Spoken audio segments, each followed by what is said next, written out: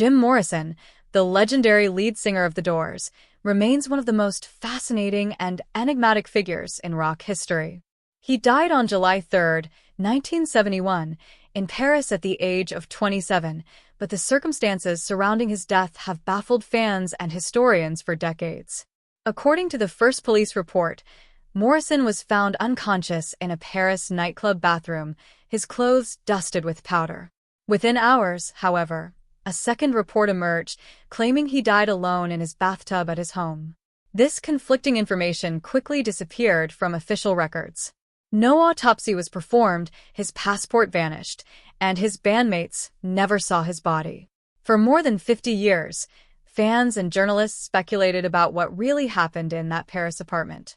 Only decades later did an internal memo surface, confirming that Morrison's body had been moved and that the death scene had been deliberately arranged. The people involved in covering up his death gradually began to speak, finally giving some answers, but still leaving a cloud of mystery over his final moments. To understand the man behind this mystery, however, we must go back to his beginnings, because the life he lived before fame shaped everything he became. Jim Morrison was born on December 8, 1943, in Melbourne, Florida. From the very beginning, his life seemed to carry an unusual energy. His parents had experienced the bombing of Pearl Harbor just 2 years before his birth, a memory that lingered in their homes silently, like a shadow that was never discussed. Morrison's father, George Stephen Morrison, was a rear admiral in the United States Navy, and the family lived under strict military discipline. Because of his father's assignments, the family moved frequently, forcing young Jim to adapt to new towns, new schools, and new social rules repeatedly. By the time he reached his teenage years, he had attended at least 13 schools in 15 years. This constant shifting left him feeling untethered, but it also made him observant, adaptable, and self-reliant. Despite the emotional distance in his family, Jim excelled academically, achieving an IQ of 149 and high school grades averaging 88. Still, the quiet restlessness inside him grew as he tried to understand who he truly was. His parents' unspoken burdens, combined with the constant moves, created in him a complex mixture of curiosity, rebellion, and sensitivity. Some of Morrison's earliest life experiences left deep and lasting marks on his psyche. At just 4 years old, during a family trip through the New Mexico desert, he witnessed a horrifying accident on Route 66. There, he saw the bodies of Native American workers lying injured or dead in the sun. The memory was vivid and haunting, the smell of sand mixed with blood, the heat pressing down on the scene, and the sight of the men's clothing burned into his mind. Morrison later claimed that at that moment, the soul of an elderly Native American man seemed to leap into his own, imprinting itself onto his consciousness. His father denied the event ever occurred, insisting the family never traveled through that area. But Morrison clung to the memory, and it later found its way into his creative work, appearing in songs such as Peace Frog and Dawn's Highway. This early confrontation with mortality and injustice planted seeds of curiosity and rebellion that would define him for the rest of his life. It created a small, hidden crack inside him where the tension between truth, authority, and personal experience began to grow, a crack that would widen as he matured and encounter the larger world beyond his family's military structure. As Morrison continued to grow, the pattern of frequent relocations continued to shape him. He lived in Florida, San Diego, Fairfax County in Virginia, Kingsville in Texas, Albuquerque in New Mexico, and finally settled in Alhambra, California, by 1958. Each move forced him to understand social dynamics quickly, to observe how people worked, and to find ways to survive emotionally and socially. He became quiet, introspective, and increasingly drawn to books and ideas that offered refuge from the turbulence around him. His academic talents set him apart from peers, but his emotional needs were often neglected, which created a simmering defiance inside him. Morrison wanted freedom and meaning, and each move intensified that hunger. Simultaneously, he witnessed history unfold around him in ways that contrasted sharply with his personal life. His father played a central role in the Gulf of Tonkin incident in 1964, a controversial event that escalated the Vietnam War. Young Morrison watched people his own age being drafted into a conflict he would later reject, and he noticed the irony that his father, a high-ranking military officer, was part of the very system he would eventually challenge and defy through his music and public persona. By the time he reached high school, Morrison's rebellious nature was unmistakable. He would lie to teachers, skip classes, and experiment with alcohol and drugs. One notable incident involved him claiming to have a brain tumor removed simply to escape a classroom, demonstrating both his defiance and his flair for dramatic storytelling. He immersed himself in philosophy and literature, requesting the complete works of Nietzsche as a graduation gift, a clear reflection of his growing desire to understand life on a deeper level. At 15, Morrison discovered an escape from structured schooling by wandering into San Francisco's beatnik scene, exploring City Lights bookstore, and discovering writers such as Allen Ginsberg and William S. Burroughs. These encounters expanded his mind, exposed him to experimental ideas, and began to shape his identity as a poet and thinker. He began to question the order, control, and expectations he had grown up with, solidifying the inner drive that would later define his artistic and musical career. After finishing high school, Jim Morrison pursued his growing passion for art and cinema by enrolling in UCLA's film school in 1964.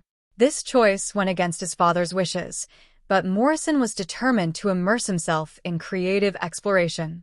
At UCLA, he studied under professors who encouraged experimental approaches to storytelling, pushing him into darker, deeper, and sometimes unsettling creative spaces. One significant influence was Antonin Artaud, whose ideas about theater, the self, and the raw energy of performance left a lasting mark on Morrison. These lessons shaped not only his poetry, but also the theatrical intensity he would later bring to the Doors' stage performances. Film school challenged Morrison in new ways. His assignments, films, and projects were unconventional, and he often clashed with authority figures who could not understand his vision. Morrison's graduation project exemplified both his creativity and the tension he felt with the world. The film, premiered at a local screening in June 1965, was experimental and unsettling, filled with burned frames, screams, and imagery exploring death and transformation. His classmates were shocked into silence, and one professor even stopped the projector, declaring the film too extreme and ordering all copies destroyed. Morrison received a failing grade for the project, which could have been crushing for a student more conventional in temperament. However, instead of being discouraged, this rejection pushed him further from the world he no longer trusted and toward the life he wanted to create for himself, a life that existed outside conventional rules and expectations. It was a moment that cemented his belief in the importance of personal authenticity, risk-taking, and artistic exploration. After leaving UCLA, Morrison began a period of life that has become almost mythic in its intensity. He lived on the rooftop of his friend Dennis Jacobs' apartment in Venice Beach, California, where the open sky became his ceiling and the ocean his bath. He survived on minimal food, mainly canned beans, and experimented with LSD and other substances that were part of the counterculture of the time. Morrison carried with him books like Edith Hamilton's Mythology, absorbing stories of gods, heroes, and transformations. These works influenced his poetry and lyrics, providing both inspiration and metaphorical depth for the songs he would soon write. The rooftop life stripped him of comfort and convention, leaving him raw, exposed, and ready to channel his inner experiences into creative expression. It was a period of intense observation, reflection, and preparation for his future as a public figure. During this time, Morrison's songwriting began to take shape. On July 8, 1965, he walked along Venice Beach seeking Ray Manzarek, a keyboardist he knew. He had been searching for days, moving up and down the shoreline, because he knew Ray lived nearby and often spent time at Lifeguard Tower 25. When he finally reached him, Morrison, thin from weeks of rooftop living, dripping wet from the ocean, sang the opening lines of a song he had written. Manzarek was stunned by the poetic intensity of the lyrics and recognized immediately the potential in Morrison's voice and vision. This encounter was the spark that ignited the formation of the Doors. Within days, Manzarek reached out to other musicians, including Robbie Krieger and John Densmore, and the band began rehearsing and creating music together. The energy in these early rehearsals was electric. The group's sound was unlike anything else happening in Los Angeles at the time. Their music felt alive, dangerous, and raw, capturing the restlessness and experimentation of the era. They played small clubs such as the Whiskey A Go Go and the London Fog on the Sunset Strip, slowly gaining a following for their unpredictable, hypnotic performances. Industry insiders took notice, including Arthur Lee of the band Love, who recommended that Elektra Records' president Jack Halsman come see them. When Halsman attended, he was captivated by their sound and signed them to a 7-album deal by August 1966.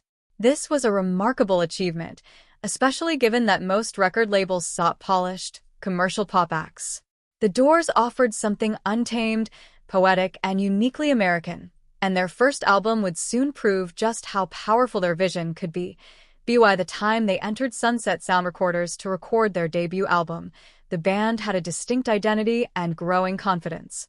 Morrison's lyrics, drawn from poetry and personal experience, meshed with Krieger's guitar, Manzarek's keyboards, and Densmore's drumming to create something unlike anything on the charts. Their debut, released on January 4, 1967, immediately made waves. Songs like Break On Through and Alabama Song challenged traditional rock norms with extended improvisations, eerie tones, and a sense of danger. Listeners and critics were captivated by the hypnotic energy of Morrison's voice, which carried the tension of his inner life, rebellion, and poetic imagination. The album climbed the Billboard 200, reaching number 2 by September, a remarkable feat for a debut in that era. Its combination of rock, blues, jazz, and classical influences set a new precedent, marking the Doors as one of the most innovative and exciting bands of the 1960s. After the release of their debut album in early 1967, the Doors quickly became one of the most talked about and influential bands in America. The single Light My Fire, written by Robbie Krieger, began to climb the charts slowly after its edited version was released in April of that year. By July, it had reached number 1 on the Billboard Hot 100, where it stayed for 3 weeks. The song's hypnotic rhythm, haunting organ lines, and Jim Morrison's deep, expressive voice made it impossible to ignore. It seeped into popular culture, played on radio stations across the country, and became a defining track of the era. The success of Light My Fire helped propel the debut album higher on the charts, eventually earning gold certification for over 1 million sales and later reaching double platinum as digital sales continued to grow decades later. Its influence was far-reaching. American Bandstand dancers voted it the number 1 song of 1967, and Billboard placed it at number 7 on its year-end chart. For a band that had been considered too raw, too rebellious, and too unconventional, this was a stunning victory, signaling that Morrison's poetic voice and the group's experimental style had found a home in mainstream culture. The band's live performances were equally electrifying and contributed to their growing reputation. Night after night at clubs like the Whiskey A Go Go and the London Fog, the Doors delivered shows that were intense, unpredictable, and captivating. Morrison's stage presence was hypnotic. He commanded attention with his voice, his body movements, and the poetry he infused into his lyrics. Audiences felt drawn into a world that seemed both dangerous and thrilling. Each performance was unique, often including improvisation and experimental flourishes, which made attending a Doors concert feel like witnessing something alive and unrepeatable. Word of mouth spread quickly, drawing larger crowds and catching the attention of influential musicians and producers. Figures like Arthur Lee of the band Love recognized the singular energy Morrison brought to the stage, further validating the importance of his creative vision. The Doors' success demonstrated that raw artistry and emotional honesty could captivate the public in a way polished pop acts often could not, marking a turning point in rock music history. As the Doors' popularity surged, Morrison's public image began to intertwine with his private mysteries. Fans were fascinated not only by his talent, but also by his persona, a combination of charisma, danger, and mystery. Morrison's behavior offstage was unpredictable, often feeding rumors and creating intrigue. Stories circulated about his rooftop living, his fascination with poetry, and his experimentation with mind-altering substances. These aspects of his life added layers to his performances, giving them authenticity and intensity that could not be replicated. While audiences were drawn to his music, many were equally captivated by the aura of unpredictability and rebellion that surrounded him. Morrison became an emblem of the counterculture of the 1960s, a symbol of questioning authority, exploring consciousness, and pushing the limits of artistic expression. Meanwhile, Morrison's personal life and the ongoing mystery of his future death created a tension that followed him through every performance and recording. Even at the height of success, there was a sense that he was both part of the world and separate from it, observing society while also rejecting its rules. This duality was evident in his lyrics, which often explored themes of mortality, freedom, and the human soul.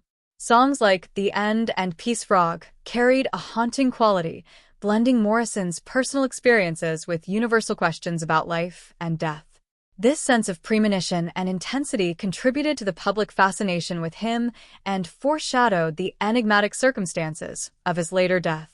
Morrison's fascination with existential questions, poetry, and mythological imagery created a persona that blurred the line between reality and legend, making him a figure whose life and death would remain topics of speculation for decades. By the end of the 1960s, the Doors had firmly established themselves as cultural icons. Their second and third albums continued to push musical boundaries, blending rock, blues, jazz, and classical influences into a sound that was uniquely theirs. Morrison's songwriting and stage presence made him one of the most compelling figures in rock music, and his voice became synonymous with rebellion, passion, and mystery. Even as the band achieved commercial success, Morrison remained a complex and private individual whose life was shaped by childhood experiences, philosophical exploration, and a drive to live outside conventional norms. This tension between public success and private intensity would play a crucial role in the narrative of his life, adding both intrigue and tragedy to his story. The mystery surrounding Morrison's death in Paris only intensified his legendary status. While fans celebrated his music and performances, they were left questioning the circumstances of his passing. Conflicting reports, missing documentation, and delayed revelations fueled speculation and myth-making. Even decades later, the narrative of Morrison's final moments, whether in a bathtub, a nightclub, or elsewhere, remains partly unresolved. Yet it is precisely this combination of artistic genius, personal rebellion, and enduring mystery that has cemented Jim Morrison's place in cultural history. He became more than a musician. He became a symbol of the tension between human ambition, artistic freedom, and mortality, a figure whose life and death continue to captivate audiences worldwide.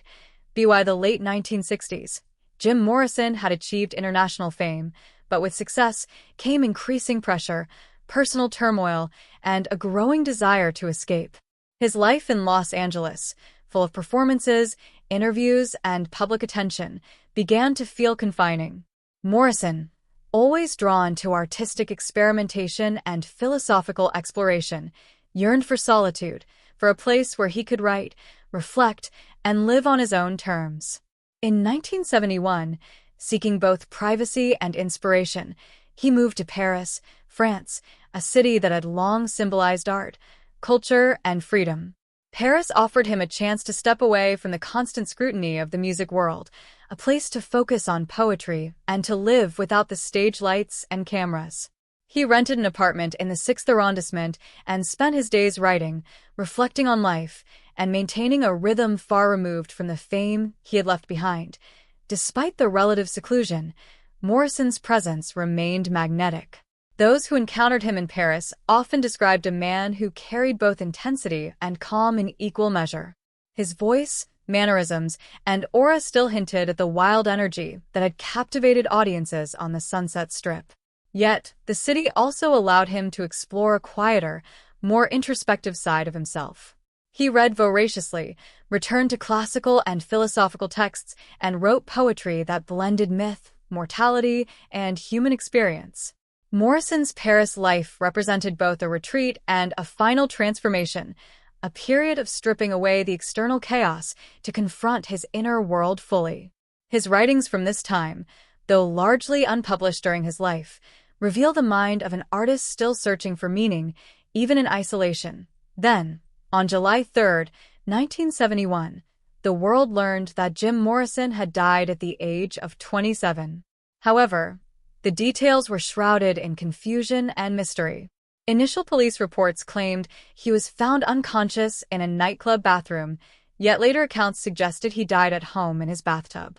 No autopsy was performed, and his passport disappeared, leaving official records incomplete. For decades, these discrepancies fueled speculation among fans and biographers alike. Stories circulated about accidental overdose, natural causes, and even clandestine conspiracies, each theory contributing to the mystique that had long surrounded Morrison.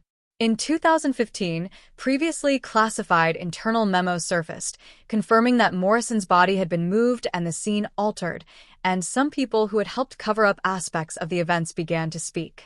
While this shed light on certain details, the full truth remains partially unknown, preserving the sense of enigma that has fascinated generations, despite, or perhaps because of, the mystery. Morrison's death solidified his status as a cultural icon. He became one of the legendary members of the 27 Club, a group of artists who passed away at the same age.